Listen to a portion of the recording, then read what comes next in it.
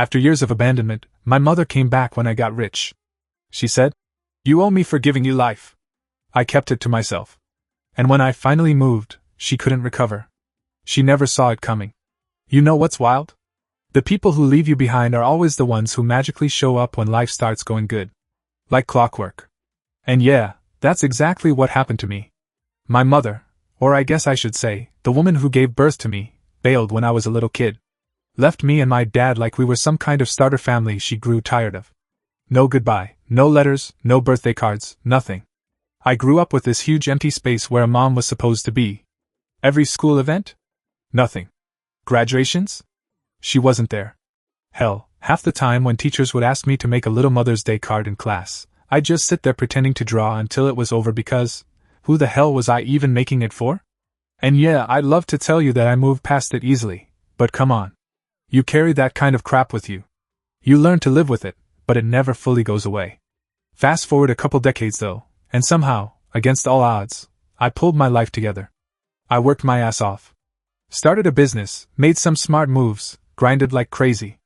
And suddenly? Money wasn't a problem anymore. Life was finally good. And that, my friend, is when the ghost from my childhood decided to rise from the dead. Out of nowhere, after years of radio silence, she sends me this long emotional message on Facebook like, "I've always thought about you. I'm so proud of the man you've become. I would love for us to reconnect. I want to be part of your life again." And for a second, a very short second, I almost felt something. Like maybe she changed. But then, the real reason slipped out real quick. Because not even 2 conversations later, she hit me with it. "You know, after all, you wouldn't even be here if it wasn't for me. I gave you life, and I could really use your help financially right now." And that's when I knew exactly why she was here. Not for me. Not for family. For my wallet. If you enjoy hearing wild stories like this, make sure you hit that subscribe. This one's gonna go way deeper. And look, I'm not gonna sit here and pretend like I was totally shocked either. I mean, part of me always kinda figured that if she ever reached out, there'd be some kind of angle. But still, hearing it, seeing those words pop up, it hit different. She literally sat there trying to guilt trip me with this whole, "You wouldn't even be breathing if it wasn't for me." Speech like that automatically entitles her to my bank account. I was half expecting her to throw in some line about, "It's the least you can do for your own mother." But nah, she went even more dramatic. She actually said, "I sacrificed so much for you, you don't understand how hard it was for me back then." And bro, I almost laughed out loud. Sacrificed?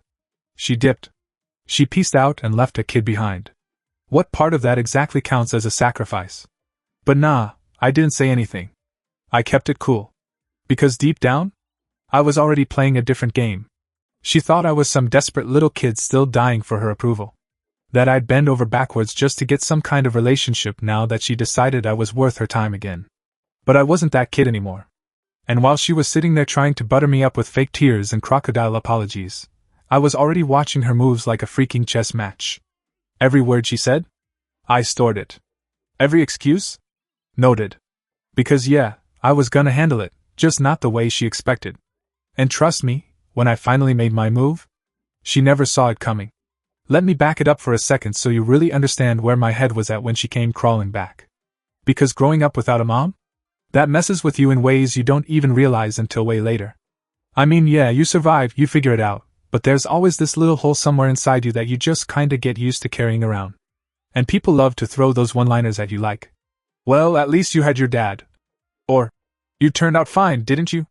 Like, cool, Karen, thanks for the deep psychological analysis. But it doesn't exactly erase the fact that your own mother straight up bounced when you needed her the most. She didn't die, she didn't get sick, she chose to leave. And not once, not a birthday, not a holiday, not even one of those awkward "I'm sorry" texts, nothing. It was like I didn't even exist anymore. My dad did what he could, but he worked like crazy to keep us afloat, so most days it was just me figuring stuff out. You learn how to fake it pretty young, like, pretend you're totally fine while every other kid's got both parents cheering at the school plays, buying them birthday cakes, showing up for their little league games. Me? I got pretty good at clapping for myself. And yeah, I won't lie, that kind of stuff hardens you over time. You stop expecting anything from anyone, really. You grow up with this built-in radar that just automatically assumes people are full of crap until they prove otherwise. That's why, when she randomly showed up all these years later, acting like she was finally ready to reconnect. My first instinct wasn't shock. It was, "Alright, what do you want?" Because let's be real, nobody disappears for 2 decades and then suddenly remembers they've got a kid out there for no reason. And when you factor in that this reunion just so happened to line up perfectly with me finally making some decent money? Yeah, my red flags were waving so hard they nearly caught fire. But I played it cool. I let her sit there at the coffee shop across from me with her big sad eyes and fake emotional tremble in her voice, talking about regrets, and mistakes, and lost time. Meanwhile, I was sipping my coffee like, "Girl, you're about 15 years late for that speech." And then, of course, she finally slid into the real reason she was sitting there. The money. She didn't even try to get creative with it. Straight up said, "You know, after everything I sacrificed, I feel like you should help me now that you're in a position to." I blinked. Literally blinked. That's how much I was holding back from straight up laughing in her face. Sacrificed? You mean the part where you dipped? The part where you missed everything important that ever happened in my life? But I didn't say any of that out loud, not yet. Because if she thought I was gonna just write her a check, she had no idea what was coming. And here's the thing, you'd think after dropping a bomb like that, she'd at least pretend to ease into it, you know? Build some fake relationship first, text on holidays, ask how my life's been, fake some kind of motherly concern to soften me up. Nope. She went full speed straight into pay up mode like we were closing some old business transaction. And I just sat there nodding, sipping my coffee, watching this whole little performance like I was front row at a bad community theater show. The audacity was actually kinda impressive, not gonna lie. She leaned in like she was dropping some wisdom bomb and said, "You wouldn't have any of this if it wasn't for me bringing you into this world." Like, bro, really? That's the card you're gonna play? Like giving birth automatically makes you eligible for a percentage of my bank account 20-something years later? I wanted to respond with something like, "Well, you also left me in this world, so do I get a refund for that?" But nah. I kept it tucked. I wanted her to keep talking. The more she talked, the clearer it got that she wasn't here for me, she was here for what I could give her. She even started listing her financial struggles, like it was some kind of pity competition, rent's high, medical bills piling up, work's been rough, you name it. And I'm sitting there thinking, lady, you've been gone since I was a toddler, you think I care about your rent now? Where was that energy when I was scraping by eating instant noodles for dinner while my dad pulled double shifts? But again, silence. Just nodding, letting her build her little case, like I was a judge, and she was trying to win some lawsuit. And the cherry on top? She tried to hit me with the classic guilt trip closer. At the end of the day, I'm still your mother. Blood is blood. And that one? Oh, that one almost broke me. I felt my jaw tighten, my stomach flip, but I just smiled and said, "Of course." Because I wasn't about to let her see any of what I was really feeling yet. She thought she was winning. She thought she still had that same power over me that she abandoned years ago. But I was already steps ahead of her. I wasn't that helpless kid anymore. And when I finally made my move, she was gonna feel exactly how far I'd grown without her. The thing is, when someone like that re-enters your life after so long, you start seeing patterns real fast. It's like watching a rerun of a show you hated the first time. She wasn't here for a relationship, she was here for a payout. And honestly, that was fine by me. Because while she thought she was walking into some soft-hearted reunion story, I was already building something different in my head. I mean, let's be real, you don't just vanish for decades, leave a kid to fend for himself, and then show up with your hand out like you're collecting a tip for good service. But she genuinely thought throwing a few fake tears and a shaky voice was gonna open my wallet. Cute. And every time she played that card, she added fuel to my fire. Like at one point, she straight up said, "You wouldn't be where you are if I didn't bring you into this world." And I just smiled like, "Well, yeah, but you also kinda left me in this world, remember? Without a map." She didn't like that one. She shifted gears fast. Started painting herself as the victim, how hard it was for her back then, how she was forced to leave because of my dad, how complicated everything was. The word complicated does a lot of heavy lifting for people who don't want to take responsibility, by the way. But again, I let her keep going. I wanted her comfortable, thinking I was buying into it all. She even had the nerve to throw in a line like, "I always kept tabs on you. I was so proud watching you grow up." Right. Proud from whatever rock you were living under while I was scraping rent and hustling through college. But cool story, Mom. What really got me though was how she started trying to involve other people. Like out of nowhere, some random distant relatives started popping up. Cousins I hadn't heard from in years, suddenly sliding into my DMs like, "Hey, your mom's been through a lot, you should hear her out." Oh sure, where were y'all when I was broke eating ramen and skipping meals? Now everybody's got advice? Cute. One even hit me with, "Family is all you've got at the end of the day." And I almost laughed. Because nah, family is who shows up. Family is who sticks it out. Blood's got nothing to do with loyalty. And right now, none of them were family to me. I was playing the long game. She wanted to play the guilt trip, but I was gonna let her ride that wave straight into her own disaster. She had no clue what was coming. And the craziest part? She actually thought I was falling for it. Like genuinely convinced that a few crocodile tears, some dramatic pauses, and that whole, motherly regret, act was gonna unlock my forgiveness like some magic cheat code. She'd sit there on my couch, sipping the fancy coffee I paid for, looking around my house like she was already mentally redecorating it. She'd say stuff like, "It's so nice you finally have everything you deserve. I always knew you'd make it." Yeah, sure. You totally knew. Right after you bailed and vanished from my entire childhood. And every time she tried to slip in some guilt trip about how hard things were for her, I just nodded along like, "Wow, poor you, must have been rough abandoning your kid while you figured out your spiritual journey," or whatever excuse you're telling yourself these days. But inside, I was documenting everything. Every conversation. Every little manipulative line. She thought she was clever, but she was basically handing me receipts. Then it got even weirder. She started trying to plant herself into my actual social circle. She dropped comments like, "You should introduce me to your business partners. Maybe I could help with some of your investments." Like what?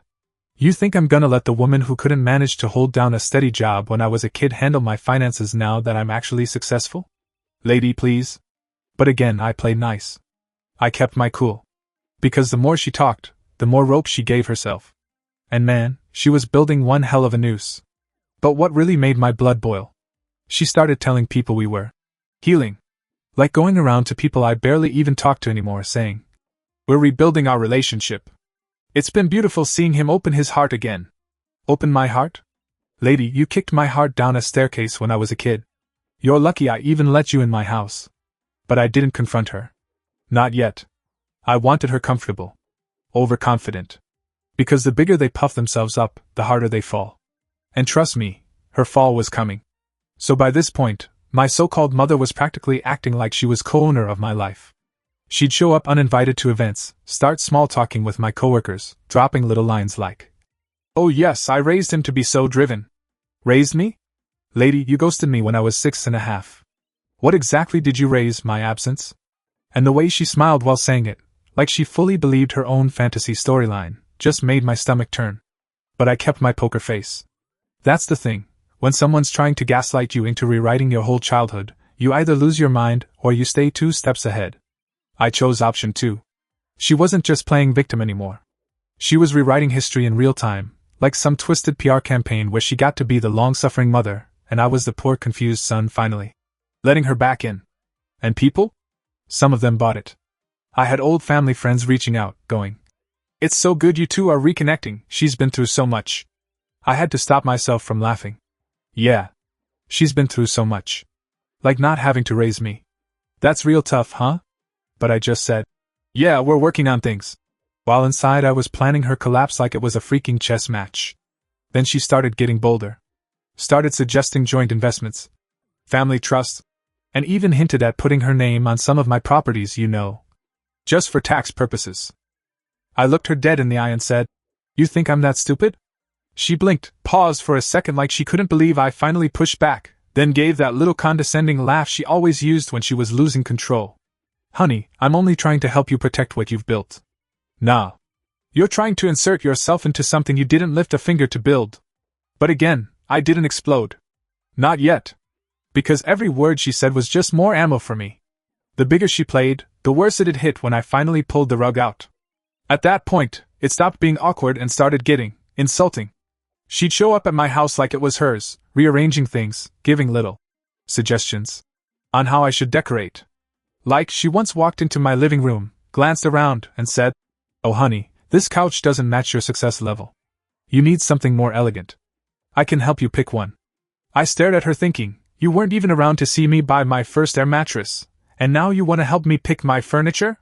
Sure, Mom, sure. And every time I tried to keep it neutral, she'd push it further. She started cozying up to people in my circle too, especially anyone with money or influence. My business partner even texted me like, "Hey man, your mom's kinda around a lot lately. Everything good?" "Yeah, buddy. Everything's peachy. Just my absentee mother suddenly acting like she's my financial advisor/publicist. But the real kicker? She started talking about legacy. Freaking legacy. She sits me down at this overpriced brunch spot she insisted on, acting like we're some old money dynasty or something. She goes, "You know, sweetheart, I think it's time we discuss your future." Our future. Family legacy is important, and since we've reconnected, I want to be involved in your estate planning. It's only fair. I just blinked at her like, "You serious right now? You want to be part of my estate? You're lucky I don't send you an invoice for unpaid parenting fees." But instead of snapping, I smiled and said, "I appreciate the concern. I'll think about it." And she smiled back, completely convinced she was winning. That's the thing with people like her, the more rope you give them, the more they hang themselves. Every interaction became fuel. My lawyer, my accountant, even a few of my friends started seeing what I was dealing with. My best friend even joked, "Man, you're playing 4D chess while she thinks she's got checkmate." And honestly, that's exactly what I was doing. I let her keep talking, keep scheming, keep digging that hole nice and deep. The more she kept playing this concerned mother act, the more surreal it got. Like, I swear there were moments I thought I was being punked. She even started introducing herself to people as my biggest supporter. Like she had been there since day one. "Lady, you dipped before I even learned how to ride a bike, but sure, let's pretend you've always been team me." And the entitlement kept ramping up. She started hinting about moving closer to me, suggesting that maybe we could combine our resources. You know, live under one roof again. Yeah, no thanks. Hard pass. But she kept pushing. "Honey, think of all the family time we missed. We can make up for it now." And I just kept smiling, nodding, playing the game. What was I gonna do? Flip out and give her the satisfaction of acting like I was the ungrateful son? Nah. I let her think she had me wrapped. My lawyer was already deep into everything behind the scenes. We were gathering documents, reviewing every attempt she made to insert herself financially. And man, the paper trail she left? Sloppy. Like, embarrassingly sloppy. She tried to sneak her name into some joint ventures, tried to influence my business partner into expanding with her ideas, and even reached out to some of my investors to talk about family trusts. My investors? They called me up immediately like, "Dude, what the hell is your mother doing?" One of them even said, "She tried to convince me to redirect funds into some side project. I don't know what she thinks she's doing, but you better handle this." And every time, I played it cool. "Yeah, thanks for letting me know, I'll talk to her." Meanwhile, my lawyer was building a case file so thick it could stop a bullet. But the craziest part? She genuinely thought she was untouchable. She thought because she gave birth to me, she had some permanent seat at my financial table. At one point she even said, and I'm not making this up, "You wouldn't have any of this if it wasn't for me. You exist because of me. That alone means I deserve a share." I had to bite my tongue so hard I'm surprised I didn't need stitches. But I stayed calm. Because I knew what was coming. And trust me, she never saw it coming. And honestly, the deeper it went, the more unhinged she got. Like, there's delusional, and then there's her. She wasn't just trying to sneak into my life anymore, she was rewriting history while she did it. Telling my friends that she was always there for me, that we had this beautiful mother-son bond. That money just made stronger now. One night, I ran into an old family friend at a fundraiser. She comes up to me all smiling like, "Oh, your mother's so proud of you. She always says how hard she worked to give you a good start." I legit had to choke back a laugh right there. I'm standing there thinking, "Lady, she left me with a babysitter when I was 4 and disappeared for a decade." But instead I just smiled and said, "Yeah, she's something else, huh?" Because at that point, playing dumb was my best weapon. Meanwhile, every time we talked privately, she'd drop little comments like, "You know, sweetheart, I sacrificed so much for you back then. I just think now's finally the time for you to give back." And when I didn't immediately pull out my checkbook, she'd hit me with that guilt-tripped voice, "You know the one. I mean, if I wasn't your mother, who would have even raised you, right? Lady. Literally everyone but you raised me." But cool story. She even had the nerve to suggest I put her on my payroll. Dead serious. She called it family consultant. She goes, "You need someone you can trust helping you make decisions, and who better than your own mother?" After all, no one knows you better. I just stared at her like, you barely know my middle name. But again, I kept my mouth shut. Because I knew she was building a mountain of entitlement, and the higher she stacked it, the harder she was gonna fall. Every dinner, every fake hug, every backhanded compliment, I logged it all. My lawyer? Dude was practically drooling watching this unfold. Just let her talk, he kept saying. The more rope she grabs, the better. And believe me, she kept grabbing. She even tried to talk to my accountant behind my back, saying she needed access to certain accounts to better help manage my finances. My accountant called me instantly like, your mother's either completely lost her mind or she's running some long con. I said, why not both? And we kept building the case. Quietly. Patiently. Letting her believe she was inching closer to her payday. She had no clue I was locking every door behind her as she walked forward. The wildest part? She still thought she had me wrapped around her little finger. Like truly believed I was some clueless kid desperate for her approval. I mean, the audacity. She kept showing up uninvited, throwing these weird, motherly bonding dinners. She'd bring photo albums, half of which I wasn't even in, and ramble on like, remember this trip? Remember how much fun we had? And I'm sitting there nodding like, yeah, sure, fun times, while knowing damn well I wasn't even present for half of it. It was like watching someone trying to rewrite a movie they never actually starred in. And every time she pulled one of those emotional guilt traps, she'd lower her voice and say something like, I sacrificed everything for you, you know. All I'm asking for now is just a little appreciation. Lady, you dipped out when I was still in pull-ups. My kindergarten teacher had more parental influence than you did. But of course, I kept my mouth shut. Because behind the scenes? Oh, we were stacking evidence like crazy. Every text, every voicemail, every sweetheart, I need access to this. Message saved, backed up, printed, organized. My lawyer even had this massive binder labeled Operation Delusional Mother. No joke. And then she made her biggest mistake yet. She tried to go public. She gave this sob story interview on some local podcast about reconnecting with her long-lost son after years of sacrifice. She painted me as this cold, selfish millionaire who was struggling to open his heart. I listened to that episode like, you've officially lost your damn mind. And my lawyer? He was practically vibrating with excitement. Perfect, he said. She just handed us everything. Because now? It wasn't just private manipulation, it was public defamation, straight-up lies we could easily prove false. And the best part? She kept adding more and more details that were completely fabricated, making it easier for us to dismantle everything piece by piece.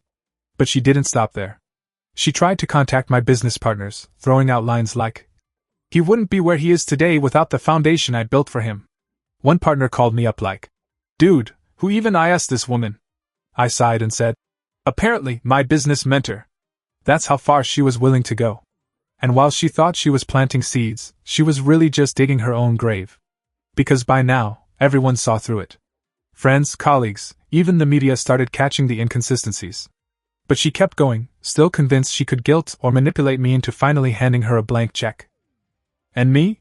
I just kept watching, letting her stack more lies onto the mountain she was building, knowing full well that mountain was about to collapse right on top of her. At this point, even my lawyer was like, honestly, it's getting hard to keep up with how fast she's digging this hole. And it really was. Every day she found some new angle, some fresh victim to pitch her nonsense to. She reached out to extended family members who I hadn't even seen since I was, like, 10 years old. Third cousins twice removed suddenly started messaging me, like, hey man, I heard you've been treating your mom kinda harsh. I literally had to reply, yeah? When was the last time you saw her raising me? Was she at my high school graduation? My first job? My surgeries? Oh wait, that's right, never. But the worst part? Some people still bought her act. That was the part that really messed with my head. You'd think after everything, after all the proof we had, people would be smart enough to see it for what it was. But nah, people love a good sob story, and she was feeding them like it was an all-you-can-eat buffet. And then came the cherry on top, she lawyered up. Yep. She actually found some greasy attorney who thought he could shake me down. He sent this ridiculous demand letter, full of phrases like emotional damages, lifelong sacrifices, and owed financial compensation for the years of unpaid maternal support. I stared at it like, is this guy serious right now? My attorney literally laughed when he read it. Like full-on laughed, closed the file, looked at me and said, This is going to be fun. But the fact that she tried to come after me legally? That unlocked the final level. Now we could subpoena her bank records, her text messages, her emails. Everything she tried to keep hidden was now wide open. And let me tell you, the stuff we found? It was like a greatest hits album of bad decisions. Fraudulent welfare claims, multiple sugar daddies she had fleeced, a trail of scammed ex-boyfriends who all had very colorful things to say about her. One guy literally called her a professional emotional terrorist. And then, jackpot, we discovered she had already attempted to sue 2 of her previous boyfriends for financial support using the exact same sob story she was pulling on me now. I mean, this woman had a playbook. Copy-paste manipulation. It was wild. My lawyer looked at me one night and said, "She's not just desperate, she's pathological. And the court's gonna see it." And even though I had every legal advantage lined up, a part of me still couldn't believe I was having to fight my own mother like this. Like, how the hell did we even get here? But every time I felt even a little bit guilty, I'd hear her voice in my head saying, "You owe me for giving you life." And that was enough to keep me sharp. Because I didn't owe her anything. Not anymore. So yeah, that brings us to the moment where it all came crashing down for her. The woman who left me when I was barely old enough to tie my own shoes, who waltzed back into my life like nothing ever happened, thinking she could play me like some naive idiot, was about to get hit with a reality check she never saw coming. The thing is, while she was busy trying to guilt-trip me with that whole "you owe me for giving you life" crap, I had already laid the groundwork. Quietly. Patiently. You see, she thought she was being clever. What she didn't know. I'd been recording our conversations for months. Every manipulative line, every fake tear, every little slip-up where she practically admitted she only came back because of my money. It was all documented, neatly stored, ready to go. I hired a lawyer.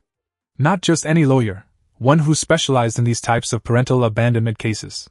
Turns out, legally, she didn't have a leg to stand on. She abandoned all parental rights years ago, which pretty much nuked any claim she thought she had over my success. And the best part? The lawyer discovered that she had racked up serious debts trying to fund her little reunion act. She took loans banking on future payouts from me. Loans she couldn't pay off if her life depended on it.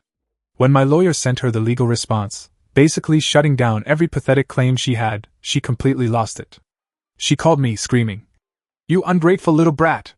After everything I sacrificed for you." I calmly replied, "Sacrificed? You mean disappearing for 20 years? You mean leaving me with nothing while you started a new life somewhere else? Yeah, thanks for that. But I'm good now." She went quiet for a second. Like, actually silent. And then came the venom. "You'll regret this. I'll make sure you regret it." And I just laughed. "The only thing I regret is not cutting you off sooner." That was the last real conversation we had. After that, it all unraveled for her. The loans defaulted, her credit tanked, collectors came knocking, and the few bridges she still had left, yeah, she burned those too. I didn't need revenge, honestly. Life took care of that part for me. She's now completely broke, isolated, and from what I hear, even her so-called friends have ditched her once the money dried up. Meanwhile, I've built my life without her. And you know what? I sleep pretty damn well. But sometimes I do wonder. Was I too harsh? Did I handle it right? I mean, she was my mother, after all. Anyway, what do you guys think? Drop your thoughts down below. And hey, if you enjoyed this story, don't forget to subscribe and turn on notifications, so you don't miss any of the wild stories we've got coming up.